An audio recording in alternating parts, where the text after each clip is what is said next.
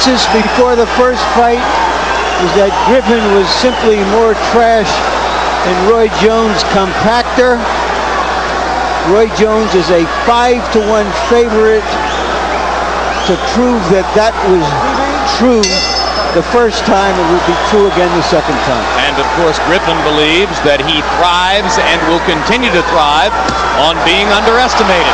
Jones lands a solid left hook to start the fight.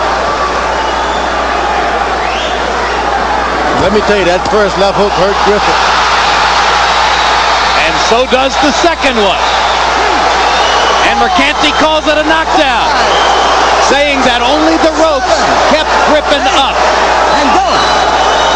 It's very apparent that Jones is coming out stronger this time. We didn't see this from him for many rounds in the first fight.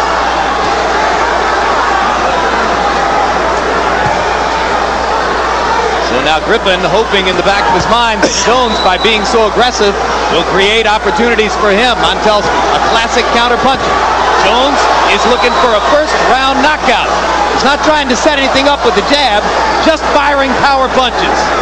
Very important that Roy Jones keeps his right hand up as he throws those left hooks, because he's wide open for a counter hook. That's what Griffin is looking for, although he hasn't really fired in return yet.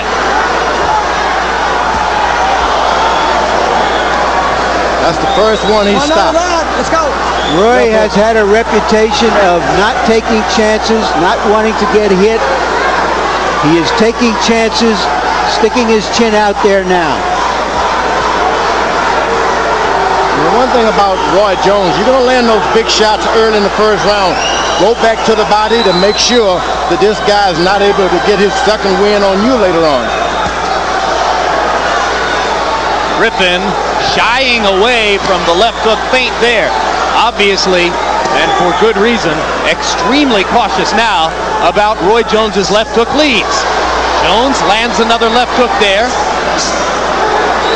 Griffin starts to look for counter opportunities, but still very much on the defensive with 50 seconds to go in round number one. Huge round for Roy Jones so far. Well, Roy Jones is playing the feinting game, and Griffin is benefiting by it. Whoa, what a left hook. What a left hook. Second knockdown of the round. That was a leaping left hook, and Griffin may not survive it. He's got trouble. 9. And that's that. Jones gets his vindication via a first round knockout. And it was a left uppercut. Unbelievably quick left hand shots. A barrage of them in round one by Jones. And he finishes off Griffin with a half hook, half uppercut, a la Oscar De La Hoya, that landed on the button. You know the good thing about Roy Jones, you talk about the lack of a left jab. He sees his targets, he doesn't need a jab. He's quick enough to go there without even taking a jab. I never thought I would ever hear you say of a fighter that he doesn't need a jab. When you've got that kind of quickness, hey, look, as long as you got the quickness, you don't need to throw anything beforehand. He doesn't need a jab. I'll never say it again either.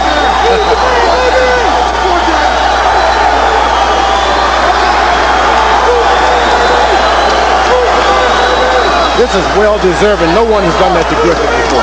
This is several months of anger and frustration being vented all at once in public by Roy Jones. He couldn't have written for himself a more satisfying fight script than this one. Well, this is what a champion does. There have been a few occasions in boxing history when champions have lost their titles on disqualifications and have come back to regain the title, to assert their championship caliber, and that's exactly what Roy Jones did tonight. This reminds you of Joe Louis's revenge against Max Malin because of the emotion that Roy brought to it. Yeah, this was the most important fight of Roy Jones' life. In his mind now, this will wipe out what happened last March. And I think in the minds of most boxing fans as well. I agree. I can't remember the last fight.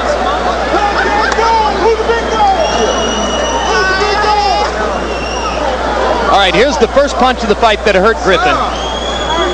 That was the very first left in the fight. Now here the first knockdown. Right on the button. It's about not recovering. And he put the left glove down on the canvas, so Mercanti didn't need to use the rule regarding the ropes. He had a knockdown on the basis of the fact that Griffin puts this left glove right on the canvas, right there. Wise decision by Arthur Mercanti. And a good call. Not many referees would have had that kind of courage, you know. But he properly spotted that Griffin put his glove on the canvas. Could have ruled it a knockdown on the basis of the ring ropes holding Griffin up, too. Mistake by Griffin to try and punch with a true puncher. End of fight here. There was that leaping left uppercut. Yes, sir. Who's the man? Who's the man? Another look at the punch that finished it. He landed that flush, and you saw Montell trying desperately to get up, but he just couldn't get his legs underneath. Oh, no, that hook, the uppercut bent his neck backwards, down the spine. You don't want to get up from those shots. Come back another day. No longer unbeaten Montell Griffin, with shocking suddenness and with shocking ease, Roy Jones gets his revenge, and he feinted there, and Griffin left himself open for the punch. You know, it's strange that Roy Jones would have that kind of power at that weight class. This guy's capable of being a good heavyweight. So you don't think that he's completely off his rocker when he talks about fighting the Holyfields and Moores of the world? No, you pack on that kind of weight and keep your quickness and power, he can go up. How high would he have to go? 205, 210? If he can get to be 200 pounds, that's all he needs just to establish himself as I am a big man. The rest he has. At 200 pounds, would he ever be a threat to be heavyweight champion of the world? Great threat, because he's fast. Hey, when you've got speed, the other things, they just come to you. And so you think the punching power would go up with him as well?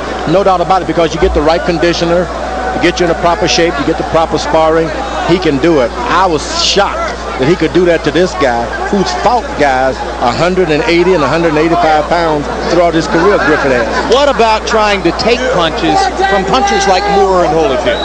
I'd like to see one of those guys try and hit Roy Jones. I don't think it can happen. Now you see me, now you don't. Might not be able to find him. All right, let's go to ring announcer Michael Buffer for the particular.